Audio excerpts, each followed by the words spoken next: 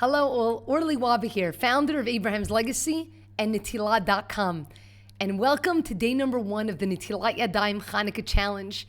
If you missed the live event, not to worry. I'm going to be sharing it shortly via email and on our WhatsApp group. Or, of course, you can find it on the Netillah YouTube channel. So let's get to it. The characteristics of the first day of Chanukah. So if we think about it, the first candle can represent several things. Hope, patience, miracles, chesed. Let's think about this. How much would your life change if it was infused with more bitachon? The belief that everything that Hashem does is for your very best. Knowing that the more we rely on Hashem, the more and more blessings we tend to see. But as we know, having bitachon and having hope and patience in times of darkness, when the light isn't exactly burning at its very brightest, it's not a simple task. The first night of Hanukkah represents hope because we start with this little small light. But sometimes all we need to hang on is a little bit of hope, a little bit of light. However, if we lack patience, we may let that little light extinguish. But on the other hand, if we can see that small light as a sign of what's to come, and we hold tight to the knowledge that Hashem loves us and deals with us with chesed, that small light can transform into this bright flame that can cut through even the thickest darkness that's out there. See, because all growth in life begins with just a sliver of hope, a small light. It's our job to nurture that small light so that it can grow into this massive flame. We must, however, be patient with ourselves as we grow, because change happens slowly over time, and it begins with taking the very first step. Now, over this week of our Chanukah Netilat Yadayim Challenge, we each hope to bring the mitzvah of Netilat Yadayim to the next level. But we have to remember to simply take a little step each day. Today, on the first day of Chanukah, let's light our motivation, let's ignite our excitement and take the first step in our challenge so that we can turn the way that we perform Netilat Yadayim into this new source of untold blessing. But the best part is that we're all in this together. You can share your journey because when you share, you inspire others to follow suit. So feel free to send me your stories. But remember to be patient with yourselves as you grow. After all, slow change is lasting change.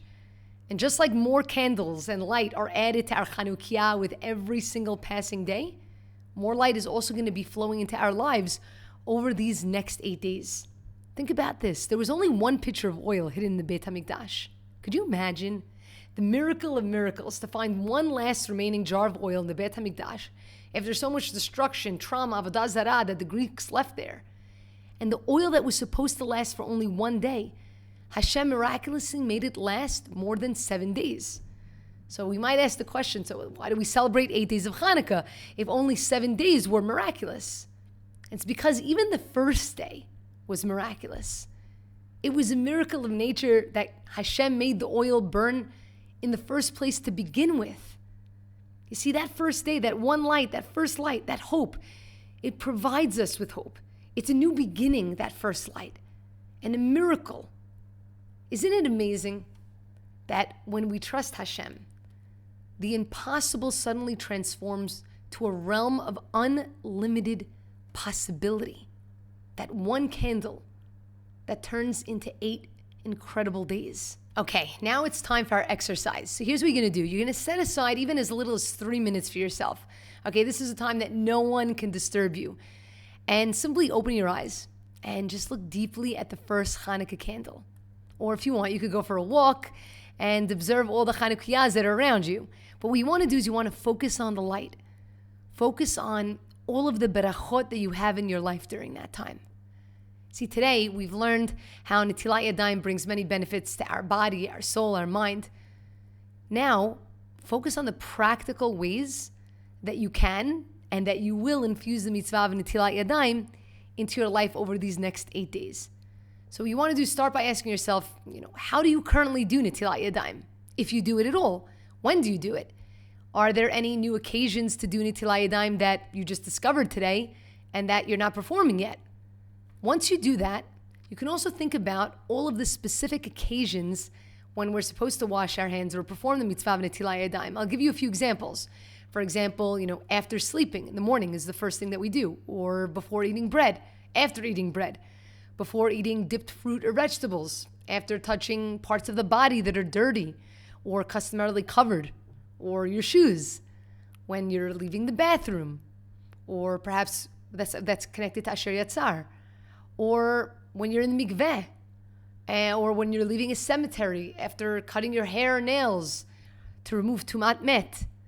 These are all different ways and all different occasions in which somebody can perform the mitzvah of Netilat Yadayim. Now, the next part of this exercise is to grab a notebook and to write this down. It's important to write down.